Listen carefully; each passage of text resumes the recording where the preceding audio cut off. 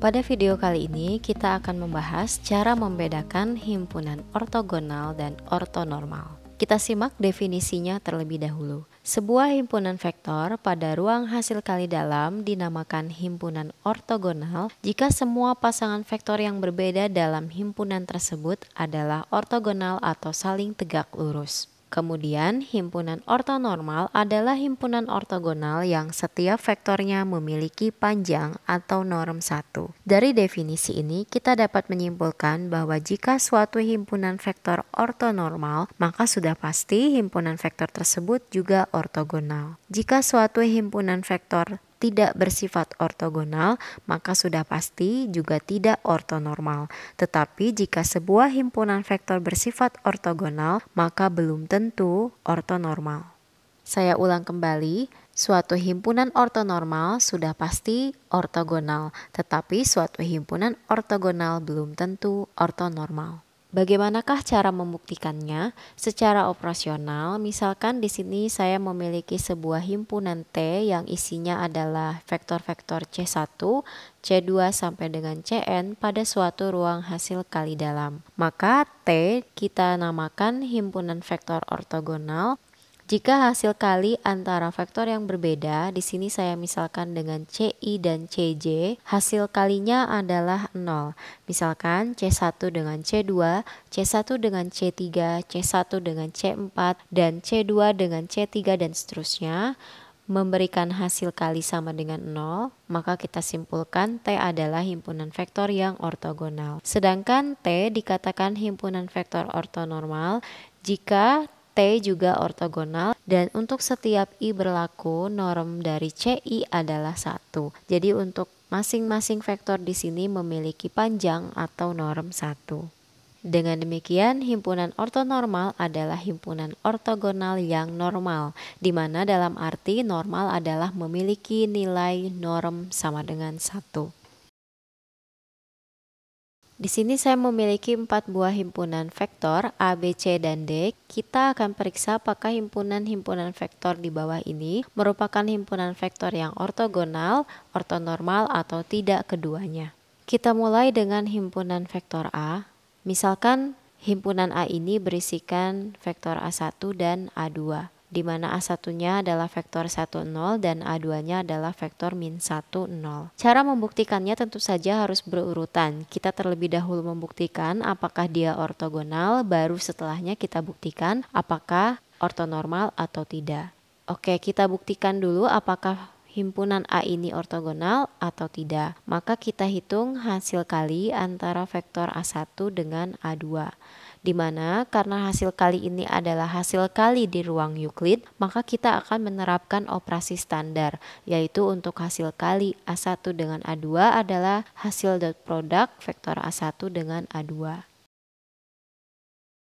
Hasil dot product dari vektor A1 dengan A2 adalah min 1 dan ini tidak sama dengan 0. Sehingga A1 dan A2 bukan vektor yang ortogonal atau saling tegak lurus dan kita juga dapat menyimpulkan bahwa A bukan himpunan ortogonal. Karena A bukan himpunan ortogonal, maka tentu saja A bukan himpunan ortonormal. Jadi kita tidak perlu melanjutkan pemeriksaan untuk memeriksa apakah himpunan ini ortonormal atau tidak.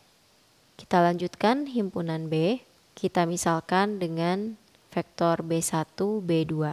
Kita akan periksa terlebih dahulu hasil kali antara B1 dengan B2, yaitu B1 dot B2 sama dengan 1, 0 dot product dengan 0 min 1. Hasilnya adalah 0. Maka kita dapat menyimpulkan bahwa B adalah himpunan ortogonal. Apakah B adalah himpunan yang ortonormal? Maka di sini kita lanjut memeriksa apakah masing-masing panjang atau norm dari vektor B1 dan B2 sama dengan 1. Kita cek normnya, yaitu untuk norm B1 sama dengan norm dari vektor 1, 0 sama dengan akar 1 kuadrat ditambah 0 kuadrat sama dengan 1. Kita lanjutkan untuk norm vektor B2, yaitu norm vektor 0 dan min 1. Normnya adalah akar 0 kuadrat ditambah min 1 kuadrat dan ini sama dengan 1. Karena masing-masing vektor pada himpunan B memiliki norm atau panjang sama dengan 1 dan dia juga ortogonal, maka kita simpulkan bahwa B adalah himpunan ortonormal. Kita lanjut ke himpunan C. Kita misalkan dengan C1, C2. Kita cari hasil kali antara C1 dengan C2, yaitu C1 dot C2 sama dengan 1 per akar 2, 1 per akar 2, dot produk dengan negatif 1 per akar 2, 1 per akar 2. Hasilnya yaitu negatif 1 per 2 tambah 1 per 2 sama dengan 0. Kita dapat simpulkan C adalah himpunan ortogonal. Kita lanjutkan memeriksa apakah norm atau panjang vektor C1 dan C2 masing-masing adalah 1. Normnya adalah akar dari 1 per akar 2 dikuadratkan ditambah 1 per akar 2 dikuadratkan. Sama dengan akar dari 1 per 2 tambah 1 per 2. Sama dengan akar dari 1 yaitu 1. Dan untuk norm C2 sama dengan norm dari vektor negatif 1 per akar 2 dan 1 per akar 2 sama dengan akar dari negatif 1 per akar 2 dikuadratkan ditambah 1 per akar 2 dikuadratkan. Sama halnya seperti norm vektor C1, ini adalah 1 per 2 ditambah 1 per 2 diakarkan dan hasilnya yaitu 1. Dan kita simpulkan bahwa C adalah himpunan ortonormal. Terakhir yaitu himpunan D, di mana himpunan D ini berisi 3 buah anggota, kita misalkan dengan D1, D2, dan D3. Kita tentukan dulu hasil kali dalam antara vektor-vektor yang berbeda di himpunan D. Misalkan kita hitung terlebih dahulu untuk hasil kali D1 dengan D2, yaitu D1 dot D2, yaitu 0, 1, 0, dot produk dengan 1, 0, min 1, dan hasilnya adalah 0. Karena D1 dengan D2 sudah, berikutnya hasil kali D1 dengan D3, yaitu D1 dot D3 sama dengan 0, 1, 0, dot produk dengan 1 per akar 2, 0, dan 1 per akar 2. Dan hasilnya juga 0. Terakhir yang belum adalah hasil kali D2 dengan D3, sama dengan D2 dot D3.